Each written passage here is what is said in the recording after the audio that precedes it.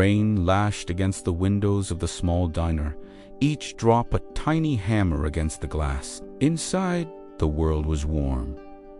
A bubble of yellow light and the smell of coffee. My buddies, Leo and Marcus, and I were just finishing up. 3 MMA fighters, winding down after a brutal training session. We were tired, hungry.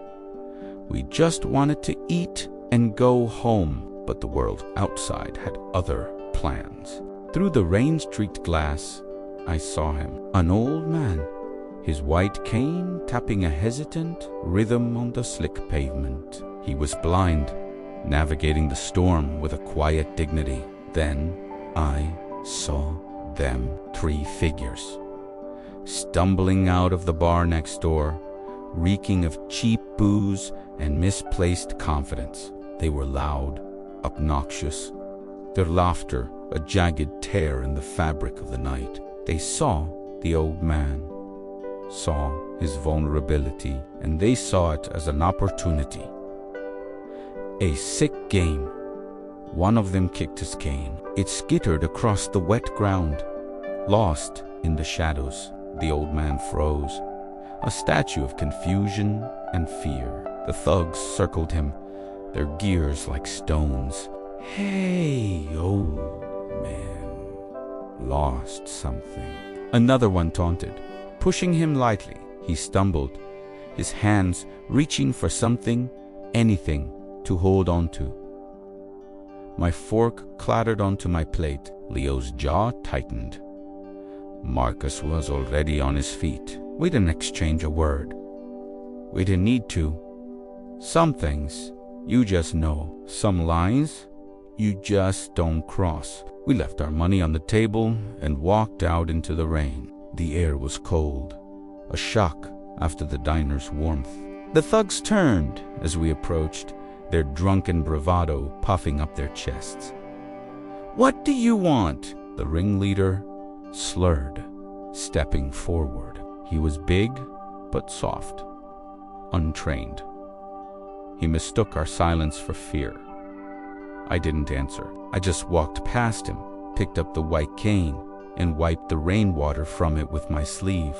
As I handed it back to the old man, I felt his trembling hand close over mine. "Thank you," he whispered, his voice a fragile thread. That's when the first one threw a punch. It was slow, telegraphed. Leo sidestepped it, his movement fluid, economical. He didn't hit back. He just moved a ghost in the rain, letting the thug's momentum carry him off balance and onto the wet pavement. The second one lunged at Marcus.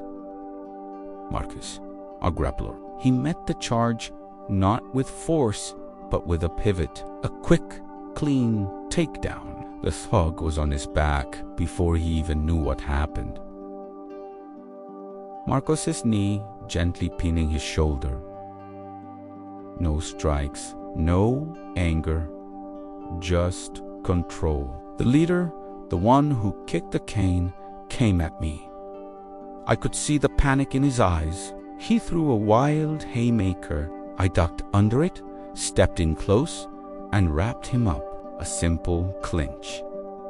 I wasn't there to hurt him. I was there to stop the ugliness. He struggled, but it was like a fish fighting against a net. Useless. He was strong, but his strength had no discipline. It was just noise. Within 30 seconds, it was over. 3 bullies neutralized without a single broken bone, without a single mark. They were breathing hard, a mix of adrenaline and fear. We were barely breathing at all. That's the difference. Training isn't about learning to fight. It's about learning asterisk, not asterisk 2. Sirens wailed in the distance, getting closer. The flashing lights painted the scene in strobes of red and blue. The police arrived, ready for a war. They saw 3 men on the ground and 3 of us standing over them. It looked bad.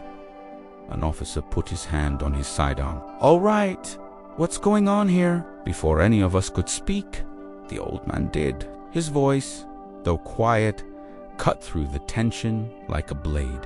"Officer," he said, turning his sightless eyes toward the sound. "These young men were just helping me. I had a fall, and they came to my aid." He paused, and the silence programaka. "Await the other boys. They're just a little lost. They've had too much to drink."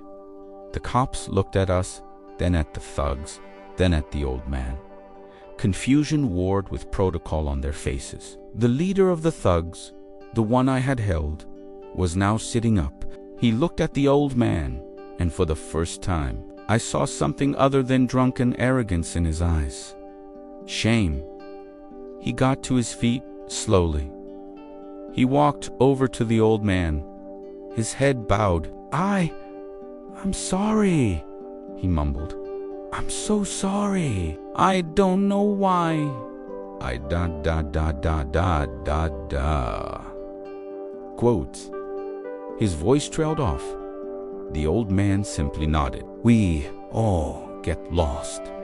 Sometimes. Son, the important thing is finding your way back." The police let them go with a warning. The night was ready to swallow them whole again. But then something happened. The thug who apologized, he hesitated. He looked at his friends, then back at the old man. "Sir," he said, his voice now clear.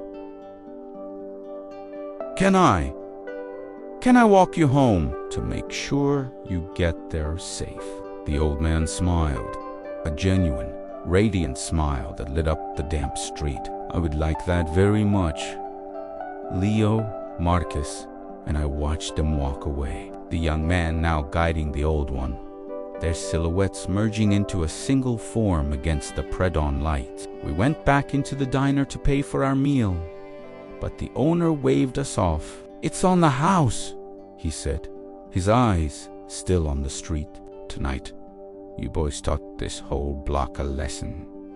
But we knew the truth. We came out here thinking we were the teachers. We thought we were going to teach some bullies about respect. But we were the students."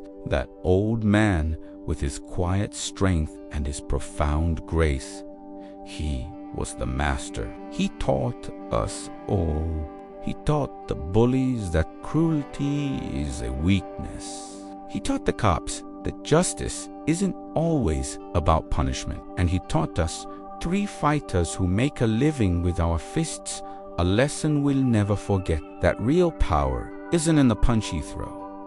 It's in the one you hold back. It's in the quiet control, the deliberate restraint. Real strength has brakes. It knows when to fight, but more importantly, it knows when to stop.